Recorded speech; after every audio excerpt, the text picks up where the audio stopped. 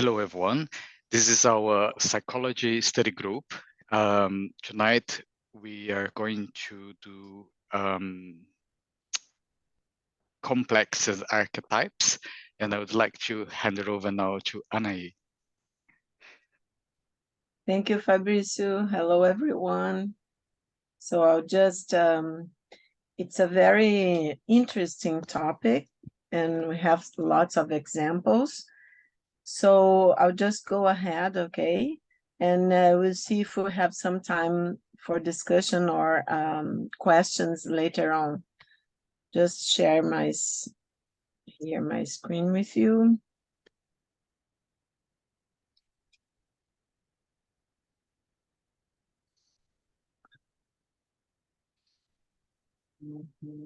Is that okay, Fabrício? Yeah, we can see perfectly. Yes? Mm-hmm. Okay. So complexes and archetypes. So I've shown you before this Jung's map of the psyche, this scheme. And here just for us to remember, okay? It's a simple one, of course, but I think it's nice to start this topic. So we have here the whole of the psyche, okay? And we have in green, actually we have the ego represented in green, but I would say like consciousness, and probably the ego would be the star, the yellow star, the center of consciousness, right? And we have in brown the personal unconscious, and this author has highlighted the two main that we are going to be talking later in the course, two main complexes related to the ego, the persona in white and the shadow here in the personal unconscious, because the shadow is basically unconscious and the persona is mostly conscious, okay? And we have the self represented here and the collective unconscious, so the archetypal level of consciousness, of the unconscious, sorry, okay? I'll show you another another map later. Oh, here comes. So I like very much this Stephen's, this author's model, the way he draws Jung's model of the psyche, because it's simpler and it's nice to see the complexes and the archetypes, okay? So we have in this sphere here, very thin, consciousness, right? And the center of consciousness, so the ego that we all know by now. And then we have the personal unconscious here. Remember the onion with different layers?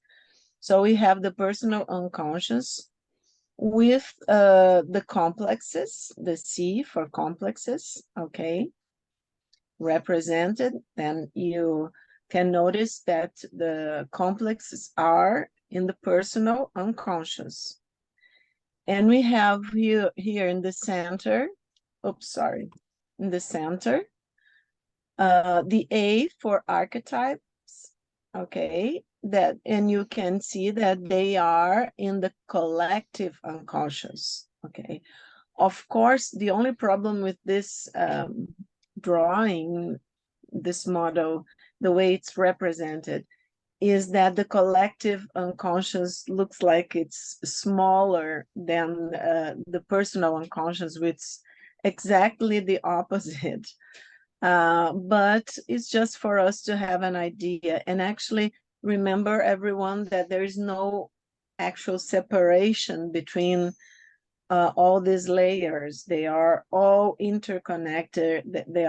We cannot see or we cannot have a perception where it's the end or the beginning of the other, this psychic structures, but it's just a representation so we can develop our reasoning and our thoughts about Jung's model. Okay, so the basic thing here to remember is that the complex, see that they are related to the archetypes. See here. So we say that the in the center of all complexes, there is an archetype. The archetype is the core of the complex, okay? And you see that the complex, it's in the personal unconscious, connected to the archetype that it's in the collective unconscious. It's all going to become clear, don't worry. We go step by step and you're all going to get used with these terms.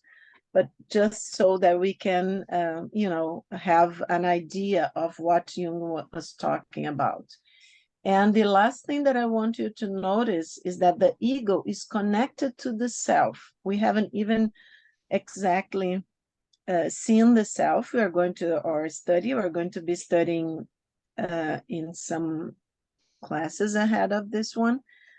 But I just wanted for you to pay attention that there is an ego self axis, okay?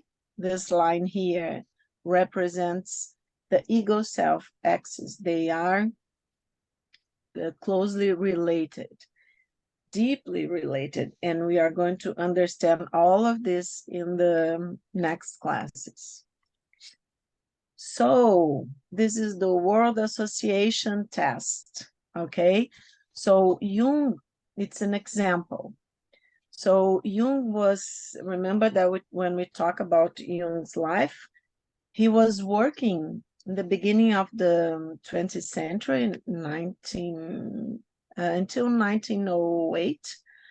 So for almost 8 years, he was working at the Burgosli Clinic, the hospital, sorry, related to the medical school in Zurich. And the word association test, they were already studying this test, but Jung worked a lot with the patients of the clinic. And I wrote to you all some sentences that Jung talked about in the collective works, his collective works, the books that we all have to read when we are doing analytical development, okay? The thing is that in the structure and dynamics of the psyche, one of his books from the collective works, Jung says that the association tests aimed to establish the average speed of the reactions of the subject to a set of words, usually like 100 words, and the qualities of those reactions. And Jung discovered then the autonomous behavior of the psyche and what he called feeling tune complexes, which had been registered before as failures to react. You see here on the left, the stimulus word, for instance, to sing, and then the person would say nice, for instance, and then they would register the time for reaction, in seconds. And also if there was a reproduction later on when they asked again after, like in the end, after some time, in the end of the test, they would go back and see what the person remembered. So you see when they said dad, and then you can see that the time for reaction grows, okay? And the reaction, the word that the person gives back, it's like awful, totally the opposite. And then later on, when they try to make the person remember, oh, go ahead, remember what you said when I said dad, for instance, and the person couldn't remember. And you see that, for instance, this word here, long, then the time for reaction grows even more. And the person says the time, the journey, and cannot remember. So if we observe only these first words, we can see that the person there's a underlying background to these words, okay, that they are full of energy, of psychic energy, and of emotions, and probably images, memories related to them, even if these images, memories, and emotions are not, because this is very quick, so even if they are not conscious, especially because they are not conscious, okay. So the association test, says Jung, is of general interest. This is Jung's words, in that it reproduces the psychic situation of the dialogue, okay? And at the same time, the inner dialogue, and at the same time makes fairly accurate quantitative and qualitative evaluation possible. So instead of questions, the subject is confronted with the vague, ambiguous, and therefore disconcerting stimulus words, and instead of an answer, he has to react with a single word. This is all Jung saying. The accurate observation of the reaction disturbances enables us to discover things that point to the unspoken background, what happens to the unspoken background. So what happens in the association test also happens in every discussion between two people. Okay, this is totally Jung saying to us, telling us all of this, okay? And I wanted to give you Jung words, okay, when he talks about the complex, because immediately when I was reading again his explanations about the complex, I remember about our social medias, for instance. So they are full of complexes, people, because actually there's not this cancellation or whatever. People aren't really listening to each other. So we can see that there are a lot of complexes involved, especially because it's kind of like an association test, you know. Sometimes I don't even, for instance, if people are discussing with each other through the social media and going against what somebody else is saying. For instance, if this was an open class, right, Fabricio, and we had an open chat, of course somebody would would have an opinion and would say this and that, and probably some of you would be upset, or if I could read what people were saying in the chat, I would be upset. For instance, I would start saying something, or you would start writing something in the chat, you know. And what would happen, it's probably, very probably, a lot of our complexes would be activated. Jung used the word constellated, okay? Why did Jung use the word constellated? He says that this term simply expresses the fact that the outward situation releases a psychic process in which certain contents gather together and prepare for action. Let's fight, okay?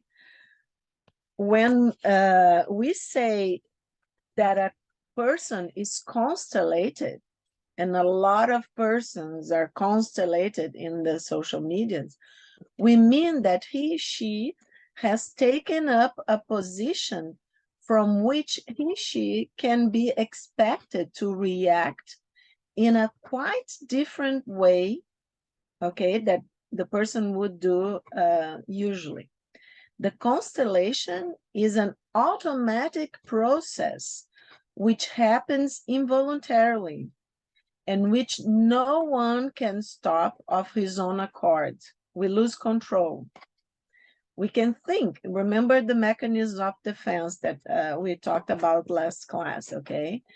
We think we are in control, but we are not, because this is unconscious contents that simply open the door of consciousness and take over consciousness, okay?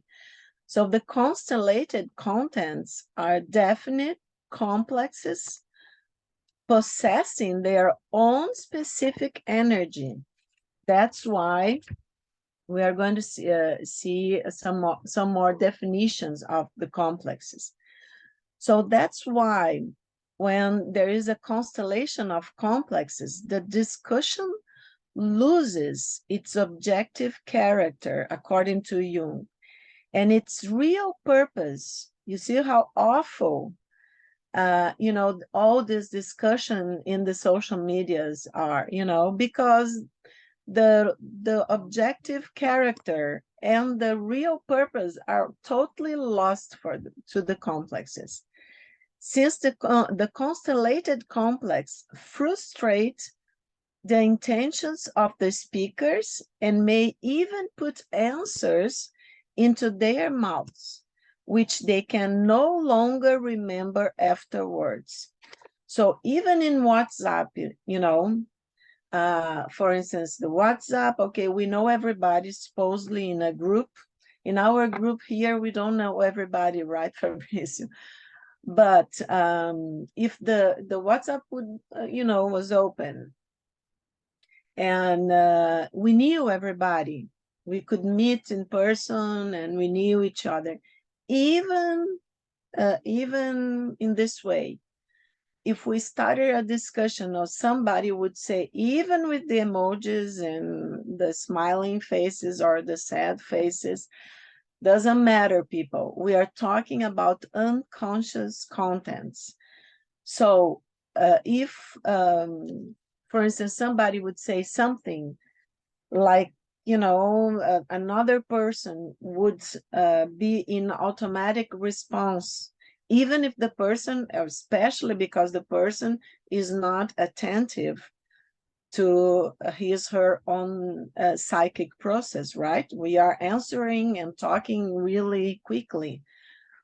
So what happens is that a complex is constellated and we lose control. And it's kind of contamination. Everybody loses control, okay? That's why until we are, really, I don't know, in this life, maybe I cannot promise, but that's why you won't find me in social media, because I keep saying a lot, seeing a lot of complex constellated, even in my own family. I think everybody here has had some kind of experience with friends and close family members. For instance, the pandemic, that we were all very stressed. So everything could, a complex could constellate very quickly, and then a lot of people would go out of the, of the WhatsApp group or stop talking to each other and this and that. So I like this image, King Arthur and, his fellows in armor or whatever, the round table, like an example of complex. So some other definition. So a complex would be an image of a certain psychic situation with a strong emotional charge, incompatible with the disposition or habitual attitude of the conscience. Partial aspects of the psyche, or another way of looking at the complex.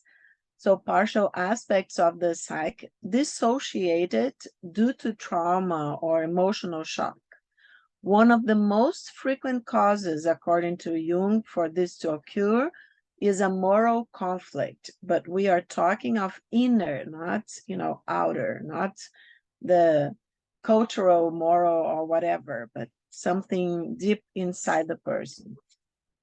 So a difficulty in accepting our aspect involved in the conflict would cause an immediate dissociation. Okay, the ego, remember the mechanism of defense, the ego will protect itself, and we'll see that this content goes back or goes definitely trying to be definitely, but goes back to the unconscious, or goes to the unconscious if it was not unconscious, but usually, or if it was trying to surface, but usually, of course, we're talking about unconscious contents, okay? So the pronounced unconsciousness regarding the complexes gives them great autonomy. That's why we need to know ourselves deeply. Okay, one of the main reasons for our interaction with one another. So people, Jung says that people have complexes, but what isn't well known is that complexes can have us if they simply, open the door of consciousness and take over, then they will have us. So complexes are subject to the control of consciousness up to a certain limit. With some effort of will, we can repress them, which is often done. Remember the mechanism of defense. But at the first favorable opportunity, they resurface with all their original strength.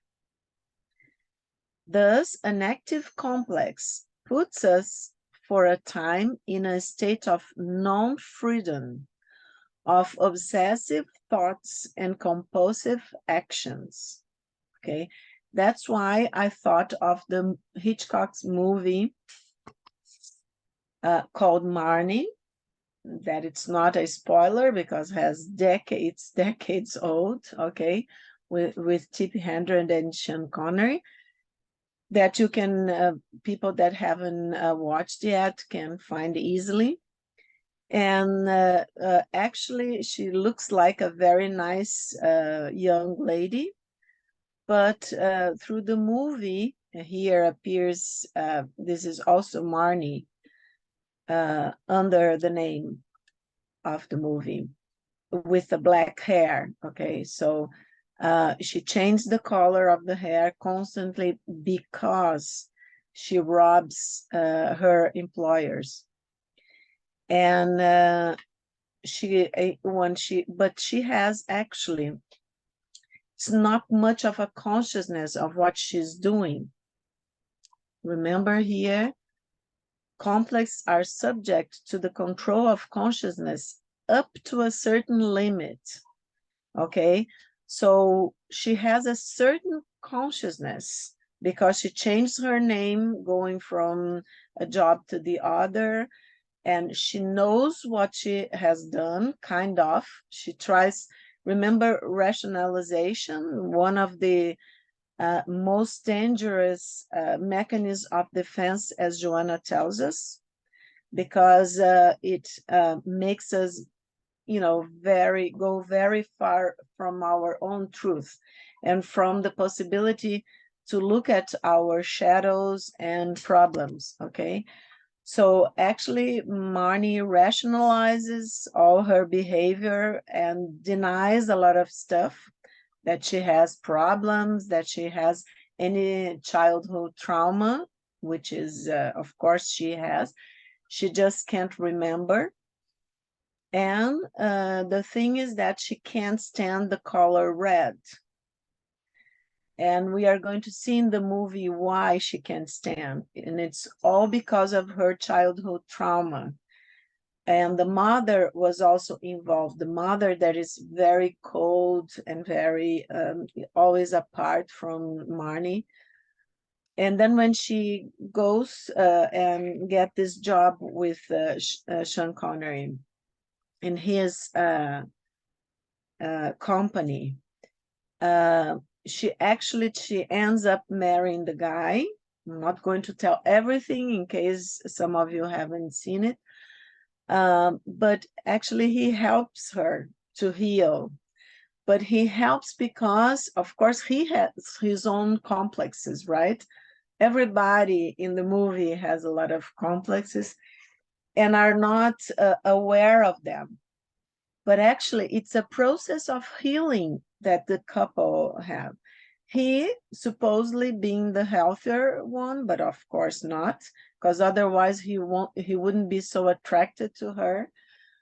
And we can maybe Fabrizio can remind me, we can use also talk about the movie, but I'm going to talk about others when we talk about the anima and the animus, the complexes. Okay, I think it's a nice way to for us to have an idea what Jung was talking about. So, of course, he is projecting something onto Marnie, and she's projecting onto him a lot of things. But he's interested in biology previously, and he sees some of Marnie's behavior, especially during a storm when they are both working together alone. So he decided he was going to observe her. Of course, he falls in love, and then we are going to see the healing process. But here is one after they are married, and she can't stand for him to touch her and all this stuff. And of course, when he realized, she almost killed herself in the process. And here is the scene where he's he wrote, has read a book of the Freud, of course, Freudian book, or mainly problems with sexual life in females and this and that. But as I remember, the book was. But of course, he has read about the association word test. And he does that with Marnie. And when and she was joking that scene on the left, you Freud, me Jane, she's joking. But then he goes on, and then he talks about sex, the word sex, and she says female, masculine, feminine, and then she kind of loses herself. If you get near me, I'll slap your filthy face. And then he goes and quickly says red. And then it's when she starts crying, gets desperate, and say, oh, help me, please. Okay. So she had a very strong emotional reaction, sorry. And I wanted to give you this as an example of what Jung was talking about, the complexes, and that we don't have the control of our complexes when they constellate, okay? As here, Marnie loses control because he was doing a word association test with her, kind of, okay? Let's never do it at home. It's just a movie. And actually, with the development of other therapeutic and techniques and analysis, it's not done anymore, not like that anyway. But it was in the beginning of Freud and Jung and other authors, in the beginning of the development and actually the observation of the ways that our psyche works, okay? So Jung develops his theory of the complex actually when he was still with Freud.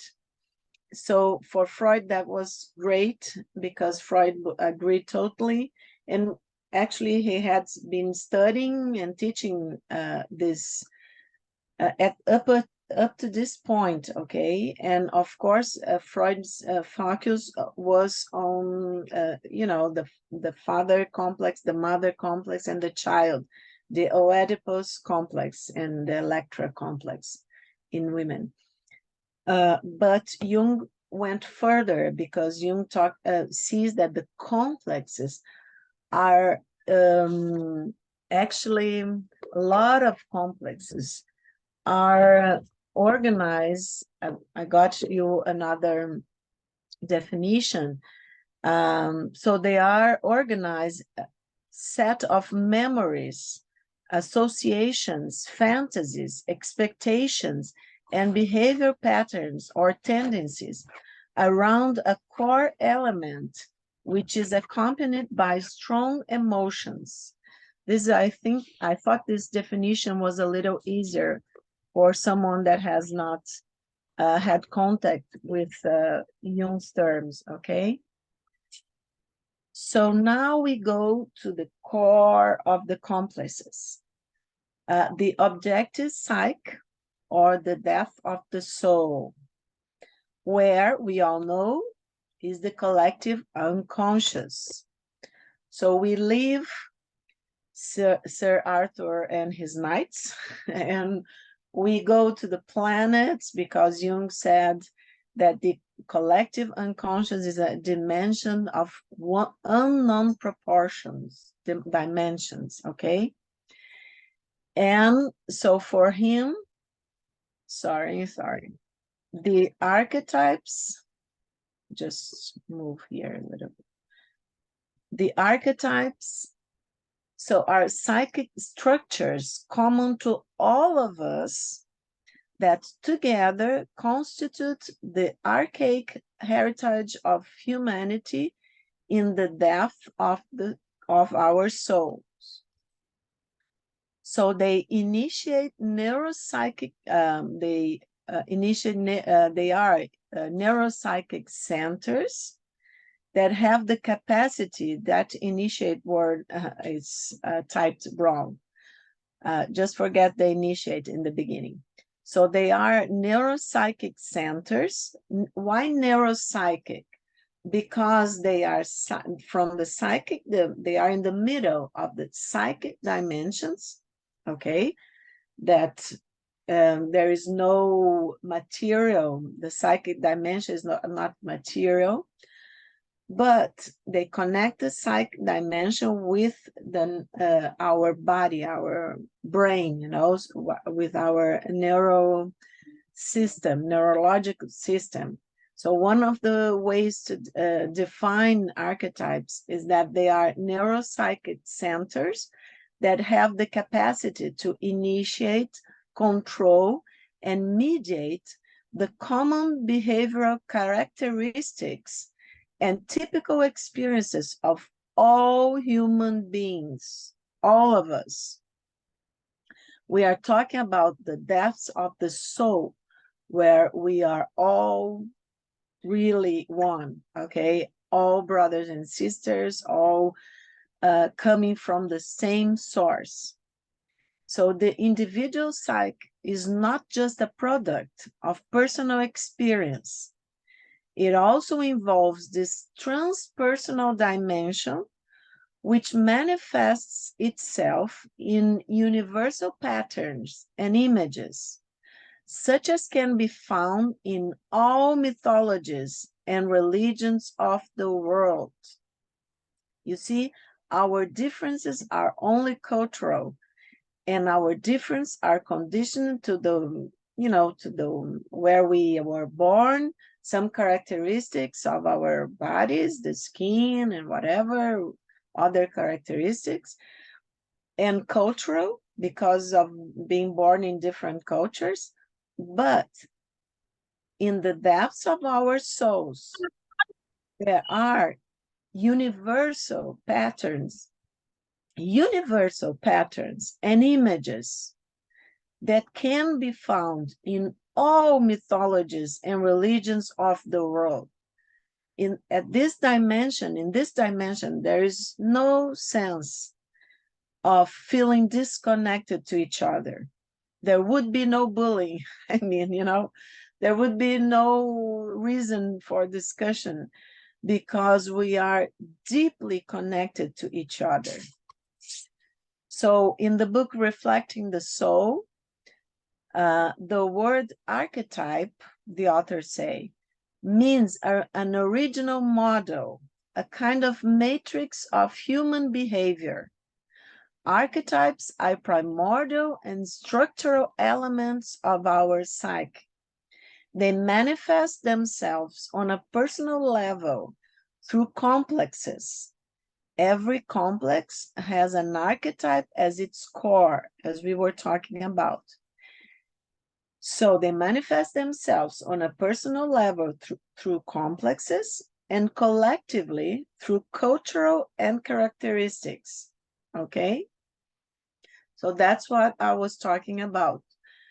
They will manifest themselves in this personal level through our own experience, but collective, and also collectively, if we are in a group of people, okay, East and West, for instance.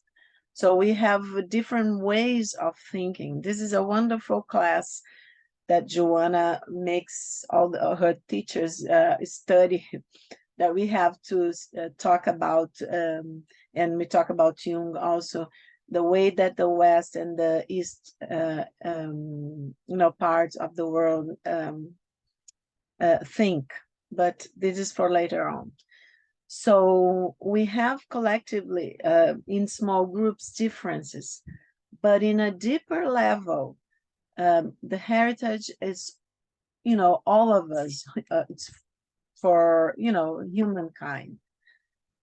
So in the collective works, Jung says, if we cannot deny the archetypes, at each new stage of differentiation, remember evolution that Joanna talks a lot about, our evolution of consciousness. So at each new stage of differentiation of consciousness that civilization reaches, we are faced with the task of finding a new interpretation appropriate to that stage in order to connect the life of the past that is within us, we cannot deny, it's deep within us, which still exists in us, with the life of the present, which threatens to detach itself from it. We are always in the middle because we are evolving. So there is this differentiation process of going on in our consciousness.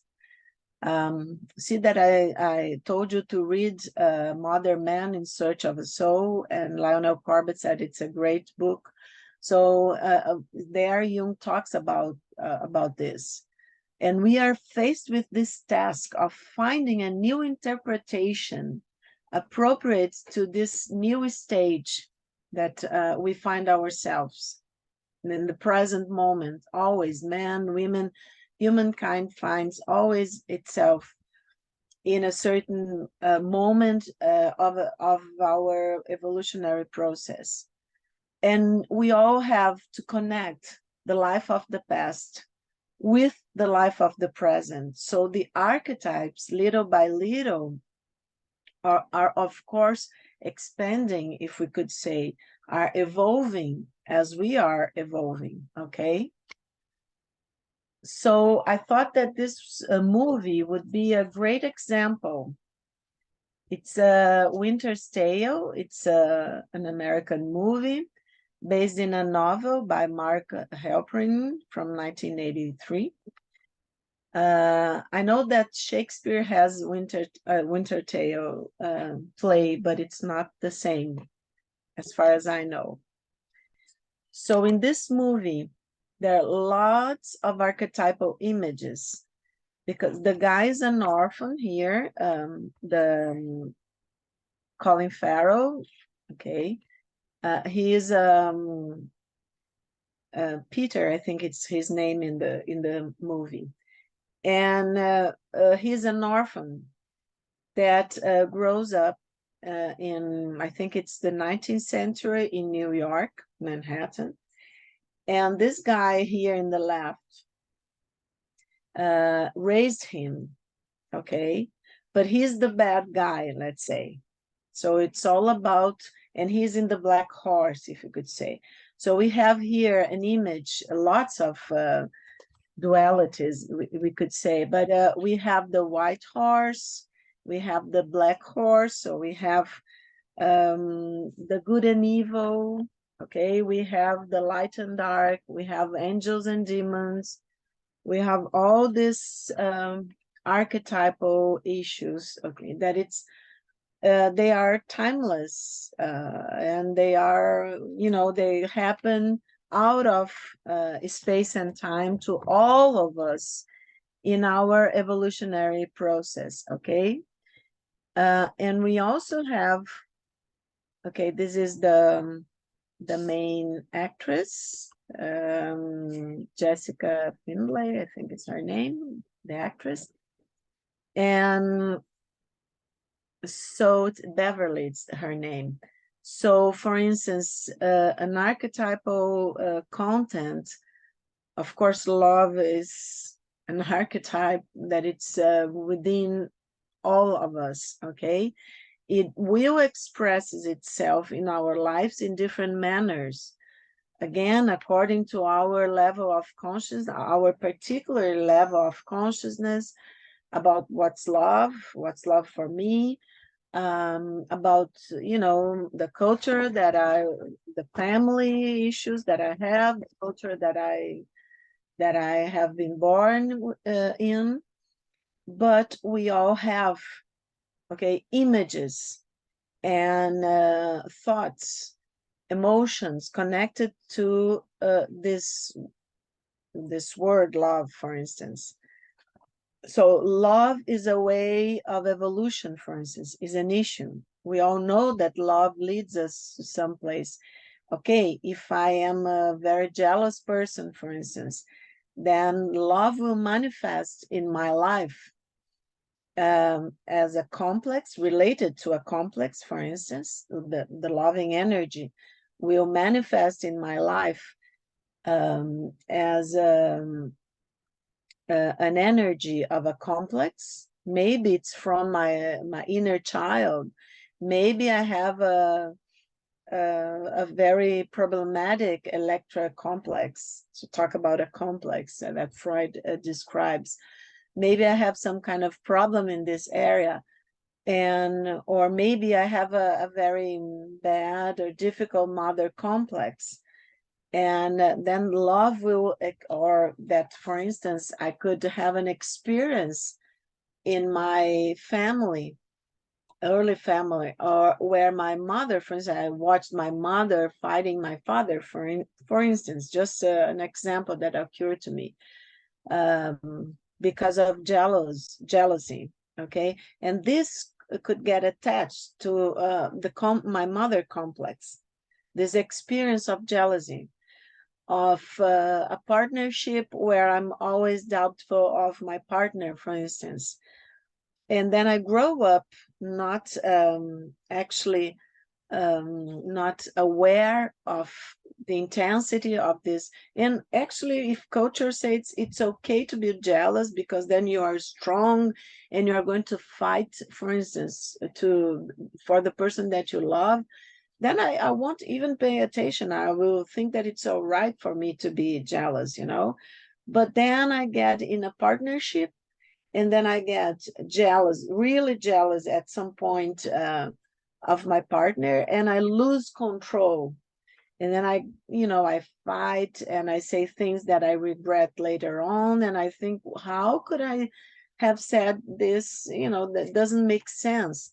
Because then it's an example of a complex that, as we were talking, just opened the door of consciousness and took control. But remember that in the core of our complex, that there is an archetypal situation. So, for instance, the love that we share in a partnership, We all have this experience. It doesn't matter which partnership, which way, because we are beings that we need to interrelate to each other. So this is an archetypal situation, to be able to share love. But in my own, in this example, for instance, my own personal life, a person life of the person that has this problem of jealousy, it has manifested itself as jealousy. So it's the sick love, let's say, you know, the possessive, infantile, the childish love that was connected to some of my complex, not only the mother complex, but for instance, also my child, inner child complex, okay? Because the inner child grew up looking at the fight between father and mother in this example, all right? So I hope this is, we can go ahead, but we can, in the questions, we can see a little bit more. And this is a beautiful images of this movie, because this is Peter, but in another time, and he has lost his memory. So he draws the moon, and he draws a woman's face with the hand trying to reach for the moon. And it's deep inside of him, but he doesn't have any memory of who the woman is. So he goes through an ordeal to a lot of things, and afterwards he realized that it's this little girl. When he watches the little girl falling asleep and reaching for a light outside in the street, I'm not sure it's the moon or it's a street light. And this little girl has cancer, and it's terminal cancer. She's dying. So then suddenly he knows why he was kept alive. And this is Jennifer Cohen, she plays the little girl mother. And one of the final scenes where he faces his enemy, the bad guy, the demon, whatever, the dark father, you have a lot of ways to think of archetypally speaking, and saves the little girl.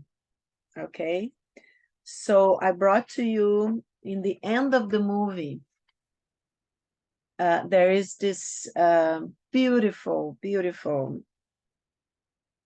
a lady, you know, the narrator, I think you call it, saying these beautiful sentences.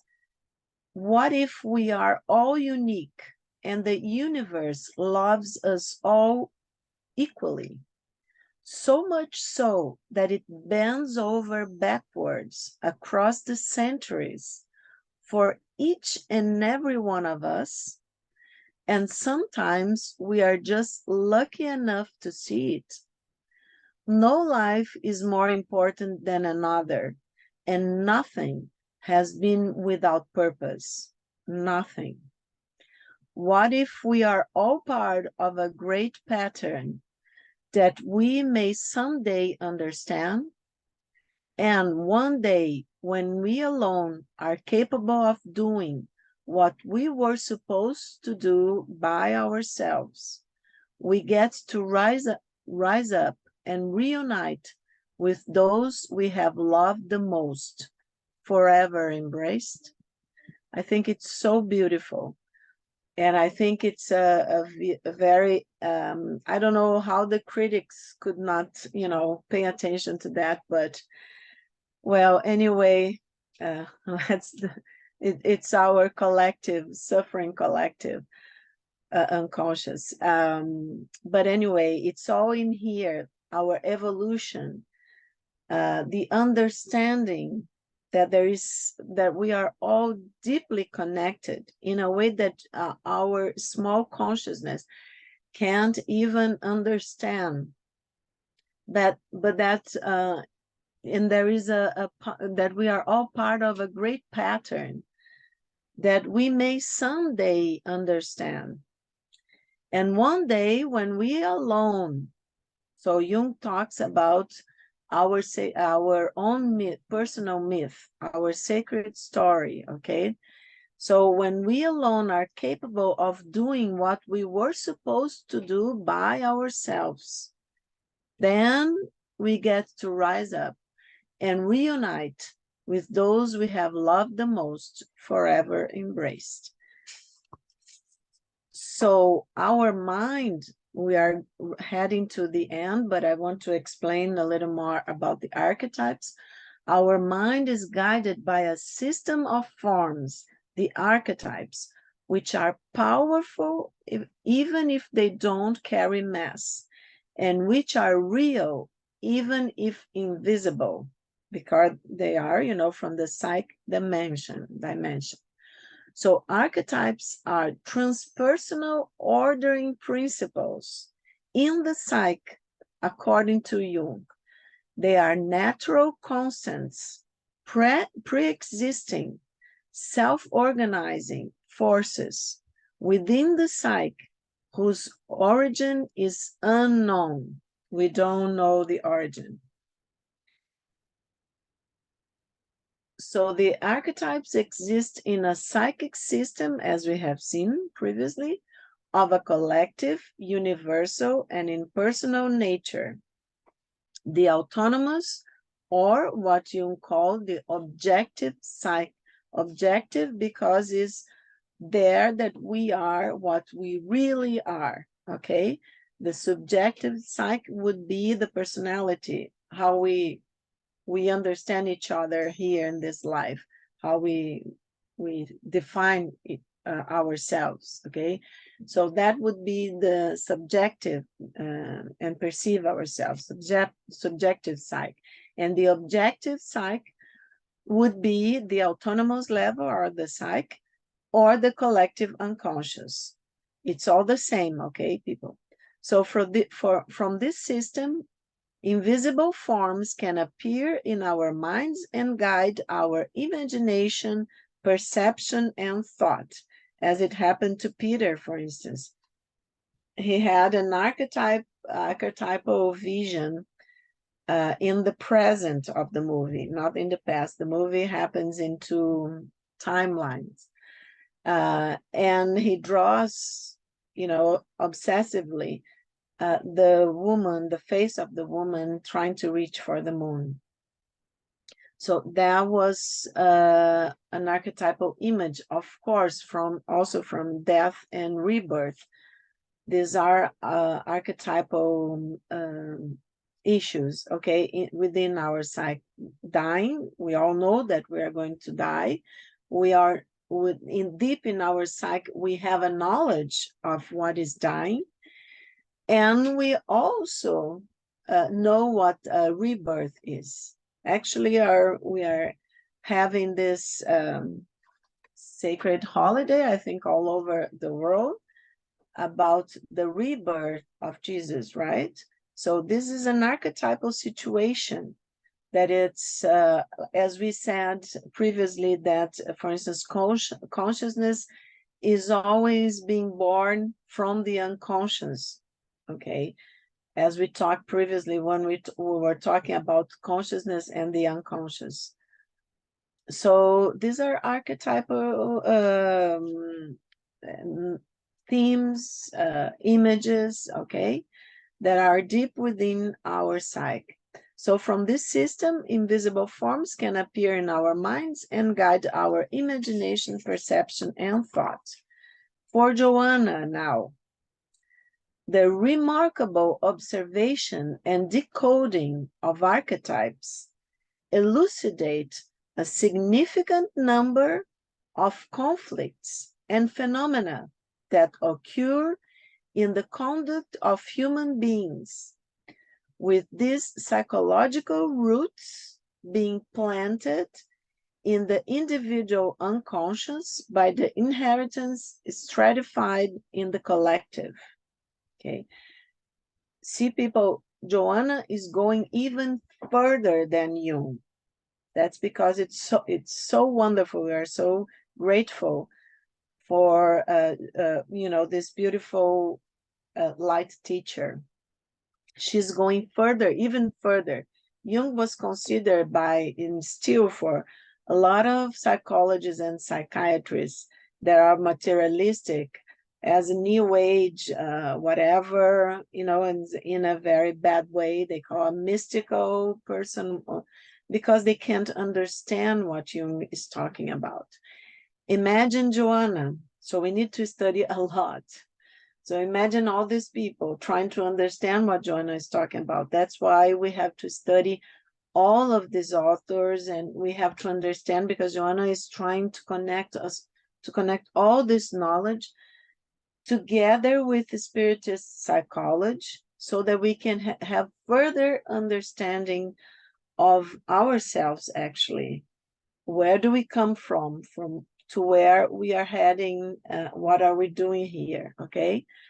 So Joanna says that the remarkable observation and decoding of archetypes, okay, that Jung and his colleagues in his lifetime did, elucidate a significant number of conflicts and phenomena that occur in the conduct of human beings now, that are occurring to these days, with these psychological roots. So the roots being planted in the individual unconscious by the inheritance stratified in the collective. So let's look a little further. This is in the book Personal Triumph. In this infinite ocean of dormant information, where consciousness appears in reduced expression, victimized by the successive waves provided by the winds of archives full of data, emerge archetypal images of mythological personifications that constitute the triggering matrices of human behavior. From the primordial archetype or image, therefore, according to Carl Gustav Jung, all others emerge. And I know, because many, many years ago when I met Lionel Corbett, that he had never heard about Joanna or Spiritist psychology. But the first time that he actually came to Brazil, when he came to Brazil, he showed this slide that is totally connected to what Joanna is saying. I don't think I have shown this previously to you. We talked about the iceberg, but this is Lionel Corbett slide from 2016. It's consciousness and levels of unconscious. We have seen something similar, but see how it connects to what Joanna is saying. Realize the images that she's telling us to connect in this sentence. So the dormant information where consciousness appears in reduced expression, see? So there's a dormant information here, and consciousness comes from this bottom of this wave, okay, of possibilities. So victimized by the successive waves of this ocean, has a lot of waves, all of us, all of our consciousness together, our deep consciousness, our higher consciousness, provided by the winds of archives full of data. So from all of this emerge archetypal images of mythological personifications that constitute the triggering matrices of human behavior. So from a primordial, deep within, in the depths we cannot establish, okay? That's Corbett and other authors call the level of the autonomous or transpersonal unconscious. So that would be the transpersonal dimension of the psyche. the objective psyche, how you can choose how you are the collective unconscious. So the primordial images are deep within this level of this dimension of the psyche, where all of our higher consciousness are, okay?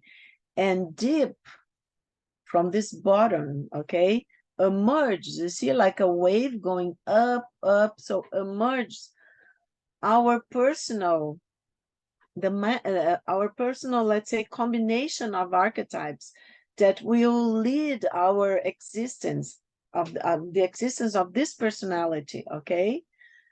And that will manifest itself and be active and activate, if we can say, some complexes that will be activated, constellated, as Jung says, in different situations in our lifetime, in this lifetime, for this ego, okay?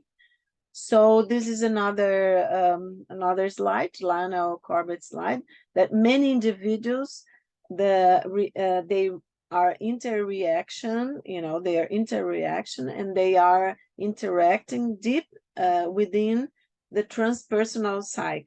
So we are all interconnected, okay, in this deeper level. So this is a beautiful book of Lionel Corbett, and I really think everybody should try to read, actually, because he's coming here to give us some classes, but more in the end of the course. So it's called Psyche and the Sacred, Spirituality Beyond Religion. And where Lionel says, above the surface of the water, the waves, he's explaining the graphic, the drawing. So above the surface of the water, the waves appear as separate formation, but at their base, they all merge into the larger ocean. He's going down, okay, in this explanation. Similarly, in its totality, the psyche encompasses far more than just each individual's experiences. Though we usually have the sense of being separate individuals, we are all nonetheless connected to each other at the transpersonal level of the psyche, even if we are unaware of it. Consciousness as a whole is seamless. Each individual's consciousness draws upon and is continuous with the underlying totality of consciousness, tells us Lionel. Just as each individual breathes air into his or her lungs and is at the same time surrounded by the air in the atmosphere, which permeates everything. In the Hindu tradition, the transpersonal level of consciousness is known as Brahman. In the West, we might call it the mind of God. In Jungian psychology, this larger field of consciousness is referred to as the objective psyche, as we have seen, or the autonomous psyche. Jung originally called, according to Lionel, and we have seen, the collective unconscious. The larger psyche is called autonomous because it acts independently of human consciousness. We can experience it, but we cannot control it. For Jung, the autonomous objective psyche is either the medium for the transmission of numinous experiences, the sacred experiences. Lionel will be talking to us about numinous experiences, from a transcendent divinity beyond the psyche. Remember the graphic? So beyond the transpersonal dimension, or a numinous experience may be a direct encounter with the autonomous objective psyche itself, like the ego having a direct encounter with the autonomous psyche. We cannot be sure which of these possibilities is correct. In practice, the distinction is not important.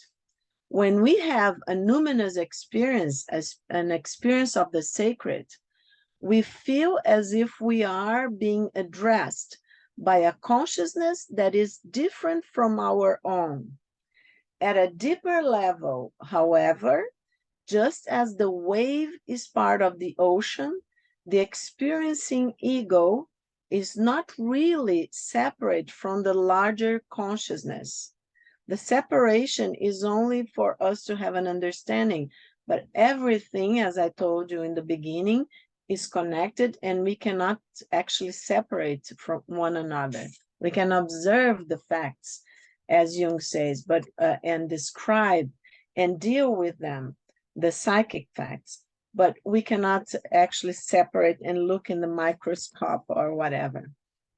So for Joanna, in a spiritist analysis around the archetypes, it is about legacies of experiences lived in past reincarnations, when the spirit transferred, even without realizing it, the memories to the unconscious, archiving there all the memories of accomplishments, desires, frustrations, conquests, and losses, allowing the emergence of future primordial images. Remember, connecting the past to the future. So we are all evolving, and our consciousness is evolving, of course, together with our spirit is evolving with the evolution of the spirit. So, which corresponds to the events momentarily dormant in the spirit and ignored by consciousness. So, as I told you before, Joanna goes further, and she says, no brain would be able to store all the formulations of the different periods of evolution, considering the limits of the physiological apparatus, even with its unusual complexity. It would be to attribute divine functions and possibilities to it, surpassing its human conditioning. For instance, I think everybody knows this image of the left brain and the right brain. We say that the left brain is academic, it's logical, sequential, rational. Math and science are from the left brain. Analytical, objective, uses logic, facts, rule, words and language, present and past.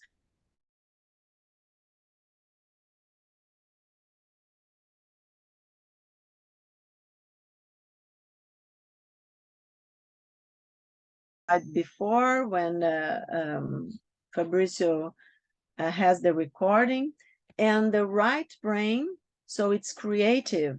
So the big picture oriented, looks at wholes, random, intuitive, holistic. Philosophy and spiritualism, for instance, are from the right part of the brain. Subjective, uses feeling, imagination rules, symbols,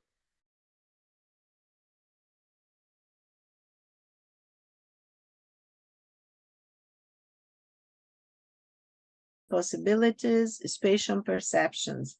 Okay, it's adventures and carefree. Some students, when I present this slide, say, oh, so the left brain is boring and the right brain is great. I don't know. I think we need, balance between the left brain and the right brain, but we can discuss this later. So for Joanna, the spiritist view, however, regarding an extracerebral archive, the subtle body, and the subtle brain that has the subtle brain, formed by an energetic machinery centered on the self or spirit, whose field of information is infinite, becomes much more feasible and rational. Okay. And Joanna says, externalized by the unconscious through subtle cerebral mechanisms, these occurrences, the one that she was talking about, accomplishment, desires, frustrations, conquests and losses, for instance, reappear as complexes when they have disturbing content, natural effects of iniquitous moral actions that the sovereign laws of cause and effect impose on the spirit as a need for repair and re-education. Remember that I told you that Joanna goes further than Jung, because Jung talks about the complex being aspects dissociated from consciousness because of a moral conflict, remember, from the beginning? And this happens in the unconscious level, but Joanna is saying that all this unconscious accomplishment, desires, contents, okay, reappear as complexes when they have disturbing contents. Natural that she's going to say that they are not only from this life, they are natural effects of iniquitous moral actions that the sovereign laws of cause and effect impose on the spirit as a need for repair and re-education. So for Joanna, the evolutionary concept of the spiritual principle that will become the self when the being becomes human contemplates the Jungian proposal expanding the existential horizons to infinity, whose origins are lost in the beginning of creation, corresponding to the primordial archetypes which are found in God, from whom all proceeds. And for the end, the notion of a transpersonal or spiritual dimension, this is Lionel speaking in The Psyche and the Sacred, our spiritual dimension of the psyche is one of Jung's major contributions to Western psychology. We participate in this dimension in much the same way that the fishes live in the ocean. We are immersed in the psyche, but we do not know how far it extends.